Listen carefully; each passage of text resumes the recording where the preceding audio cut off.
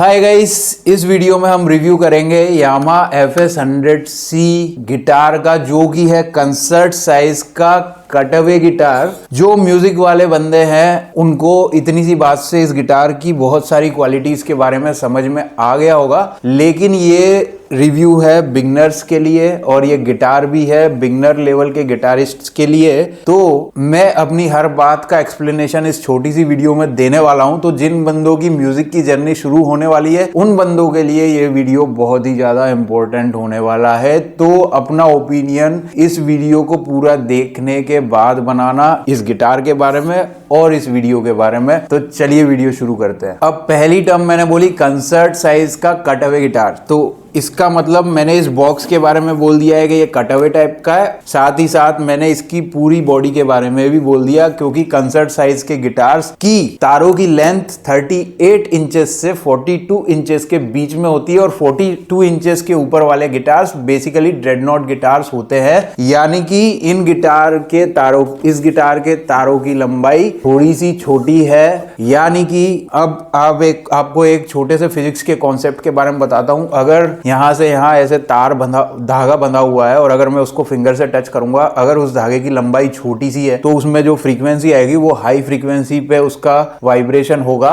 धागे की लंबाई बहुत लंबी है तो उसकी फ्रीक्वेंसी कम होगी। उसको उतनी ही पावर से छेड़ने के बाद सेम टू सेम गिटार के तारों की लेंथ में भी कॉन्सेप्ट अप्लाई होता है। जब इसके तारों की लेंथ कम होती है तो ये हाई फ्रीक्वेंसी पे ऑपरेट करता है, यानी कि ट्रिपल साइड की फ्रीक्वेंसीज को ये ज्यादा अच्छे से रिफ्लेक्ट करेगा ये वाला इंस्ट्रूमेंट। यानी कि इसमें ऑटोमेटिकली बेस की फ्रीक्वेंसीज कम सुनाई पड़ेगी या फिर कम होंगी। इसका सीधा सा मतलब ये हो जाता है कि ये फीमेल वॉइसेस के साथ बहुत अच्छे से कॉम्प्लीमेंट करेगा। साथ ही साथ ये जो आप इंस्ट्रूमेंटल मेलोडीज बजाते हो उन मेलोडीज के लिए ये गिटार एक अच्छा कंपेनियन हो सकता है। और जो मेल वॉइसेस होती है उनमें थोड़ा बेस होता है, और जिन बंदों को बेस ज्यादा पसंद है उनको ड्रेडनॉट साइज के गिटार्स ज्यादा पसंद आते हैं, ज्यादा उनको प्रिफर करने चाहिए। वायर्स की लेंथ को लेकर के एक छोटा सा एग्जांपल और देना चाहता हूं। जितने भी आपने बेस गिटार्स देखे होंगे उन गिटार्स का फ्रेटबोर्ड बहुत ही लंबा आपको देखने को मिलेगा नॉर्मल गिटार्स के मुकाबले। उसका यही लॉजिक होता है, और उसमें बेस को बढ़ाने के लिए उनके तारों की मोटाई भी अगर आप देखोगे तो बहुत ज्यादा मिलेगी आपको कंपेयर टू नॉर्मल गिटार। अब क्योंकि उनमें ऐसे चेंजेस किए रहते हैं इसलिए उनके फ्रेटबोर्ड्स को थोड़ा सा बेटर बनाना पड़ता है। तो बेटर क्वालिटी की वुड इस्तेमाल होती है, बेटर क्वालिटी के जॉइंट्स इस्तेमाल होते हैं उनमें, और जो स्टील वगैरह की रॉड्स या सपोर्ट्स वगैरह अवेलेबल होते हैं उन गिटार्स में ज्यादा फोकस किया जाता है। Back to this guitar. अब इस गिटार में टॉप टू डाउन अपन जाने वाले हैं। तो पहली चीज है, इसके अंदर जो पैक्स लगा रखे हैं वो क्रोम कास्ट ट्यूनर्स है, जो कि एक ओल्ड स्टाइल के ट्यूनर से ज्यादा टेक्निकली एडवांस प्रोडक्ट नहीं है। इसका मतलब एक बार टाइट करने पर वायर्स को ये बहुत ज्यादा लंबे टाइम तक होल्ड नहीं करेगा, चाहे कितनी भी अच्छी क्वालिटी का हो। सेम प्राइस रेंज में आपको कॉर्ड के गिटार या फेंडर के गिटार्स में डाइकास्ट ट्यूनर्स मिल जाते हैं, जो कि ड्यूरेबल भी ज्यादा है और कम रोटेशन में वायर को टाइट कर देते हैं, और एक बार टाइट करने के बाद ज्यादा अच्छे से होल्ड कर पाते हैं। क्वांटिटेटिव टर्म्स में मैं बोलूंगा, अगर इस गिटार को मैं एक बार ट्यून करने के बाद सपोज करो 3 घंटे प्ले कर सकता हूं, तो जिस गिटार में अगर डाइकास्ट ट्यूनर्स वगैरह है उनको थोड़ा सा और लॉन्गर में प्ले करूंगा, उसके बाद मुझे फिर से वायर्स चेक करने पड़ेंगे। अब हम आ जाते हैं सेकंड नंबर की चीज, जो कि है फ्रेटबोर्ड।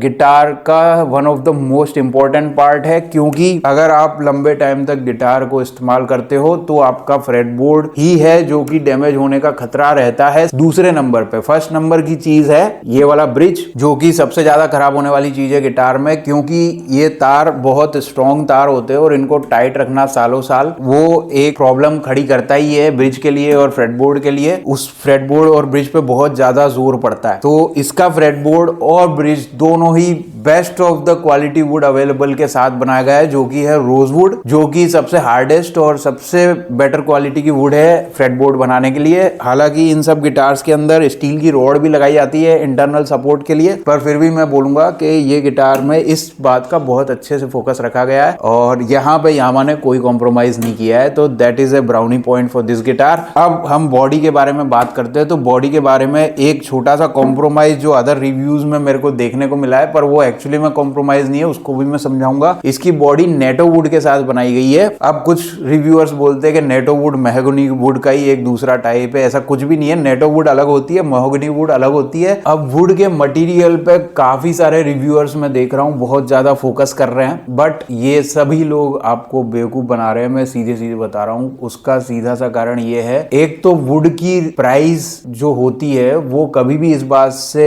नहीं निर्धारित होती है कि उससे आवाज कैसी आ रही है। वुड का प्राइस डिसाइड होता है कि जंगल में वो वुड कितनी अवेलेबल है, उसकी डिमांड वर्सेस सप्लाई कितनी है मार्केट के अंदर। ये पॉइंट नंबर 1 होता है। दूसरा, usually market light weighted wood को हाई प्राइस पे पॉइंट करता है और थोड़ी हैवी वुड्स होती है उनको लो प्राइस पे पॉइंट किया जाता है। तो ये नेटो वुड होती है जो मेहगनी से थोड़ी सी हैवियर वुड होती है, लेकिन एंटायरली डिफरेंट ट्री होता है, एंटायरली डिफरेंट जगह से ये प्रोड्यूस होके आती है। थोड़ी सी हैवी होने के कारण इसको थोड़ा सा मार्केट ने चीप प्राइस पे रखा हुआ है, but that is not quality compromise. अब मैं उसका रीजन बताता हूं। जैसे इस रूम में बैठ करके मैं बोल रहा हूं, तो जो मेरी एक्चुअल साउंड है वो आपको कुछ भी सुनाई दे रही होगी, वो एक्चुअली डिपेंड कर रही है मैं कैसी साउंड अपने थ्रॉट से क्रिएट कर रहा हूं, प्लस इस रूम की साइज क्या है, ना कि इस बात से कि इस रूम की दीवारों को बनाने के लिए कौन सा सीमेंट यूज हुआ है। सेम टू सेम गिटार के केस में इसका जो कंपार्टमेंट का डिजाइन होता है वो साउंड को ज्यादा इंपैक्ट करता है कंपेयर टू ये वुड की क्वालिटी। वुड जैसी है वैसी है, लेकिन अंदर का जो साउंड चैम्बर है उसका जो डिजाइनिंग है, उसकी जो साइज है, उसकी स्पेसिंग है, उस हिसाब से साउंड में इंपैक्ट आता है, वो ज्यादा होता है। वुड का सिर्फ एक ही काम है उस साउंड को रिफ्लेक्ट कर देना वापस। अगर घटिया क्वालिटी की वुड है तो थोड़ा सा कम रिफ्लेक्ट कर पाएगी,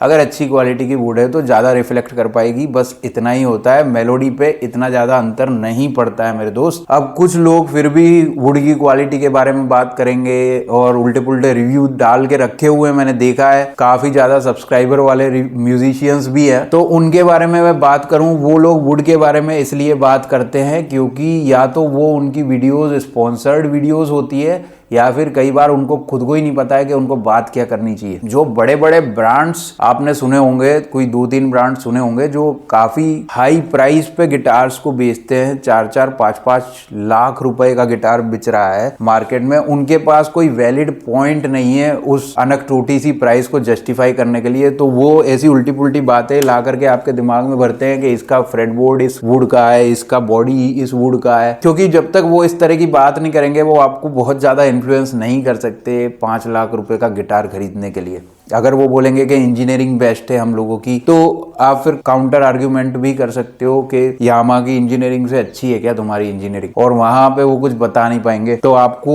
वुड की क्वालिटी वगैरह करके इन्फ्लुएंस किया जाता है, उन सब पॉइंट्स का कोई मतलब नहीं है। अब गिटार खरीदते टाइम आपको किन बातों का ध्यान रखना है वो मैं बता देता हूँ। आपको मटेरियल की क्वालिटी और उसका प्राइस के बारे में कभी भी बात मत करो अगर आप दिल से म्यूजिक सीखना चाहते हो तो, क्योंकि मटेरियल की क्वालिटी ये कोई कपड़ा नहीं है पहनने का। इसका बॉक्स का बस एक ही काम है, आवाज निकालना। जब आपने अपने कानों से आवाज सुन ली और आपको वो आवाज पसंद आ गई तो आपको वही गिटार लेना है। सिंपल सा पॉइंट है। कारण ये है, चाहे कुछ भी क्वालिटी का मटेरियल हो, चाहे कुछ भी चीज हो, वो अगर उसकी आवाज मैं पसंद नहीं कर पा रहा हूँ और जब मैं उसको लेकर के बजाने बैठूंगा तो कई हजारों लाखों बार वो आवाज आपके कानों में जाएगी। दूसरे लोगों के पास हमेशा ऑप्शन रहता है कि आपके गिटार को वो सुने या ना सुने, आपके पास कभी भी ऑप्शन नहीं रहता है। और 2-4 दिन बाद, 2-4 महीने बाद वो गिटार की साउंड आपको एक नॉइस के जैसी लगनी शुरू हो जाएगी कानों में। इनिशियल 2-4 महीने में अगर आपने म्यूजिक ग्रैब नहीं किया, म्यूजिक पे पकड़ नहीं बनाई, तो फिर आपका स्ट्रगल और भी ज्यादा कॉम्प्लिकेटेड हो जाता है। इसलिए बहुत जरूरी है कि जो भी गिटार आप लें उसकी साउंड अच्छे से टेस्ट करी हुई होनी चाहिए, सामने से सुना हुआ होना चाहिए, और 1 या 2 हजार महंगा या सस्ता वो सब ना देखते हुए आप गिटार का सिलेक्शन करो। मटेरियल वगैरह की बात उस दिन करना जिस दिन आपके पास स्पॉन्सर्ड डील आ जाए, या फिर आप इतने बड़े म्यूजिशियन बन जाओ जो आप माइक्रो से माइक्रो लेवल की डिटेल्स को भी अपने कानों से पहचान पाओ, उस दिन करने की कोशिश करना। मुझे नहीं लगता किसी नॉर्मल म्यूजिशियन की लाइफ में इतने बेहतरीन या इतने ज्यादा लग्जूरियस दिन आते हैं, और जो कि एक अच्छी बात है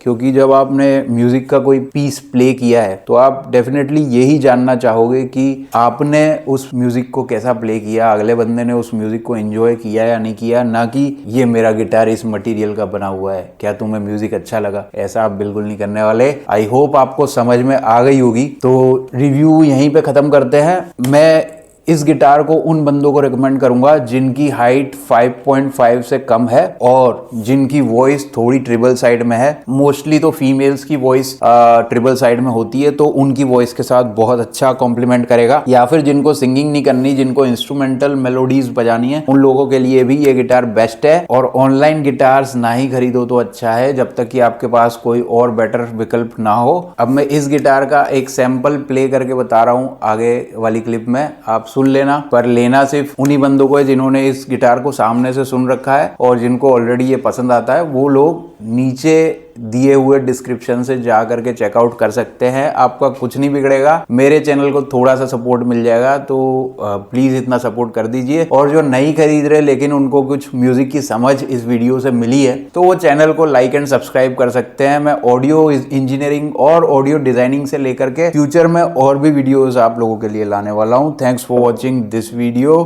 मिलते हैं अगली वीडियो में। मैं बाकी ना रहा हो।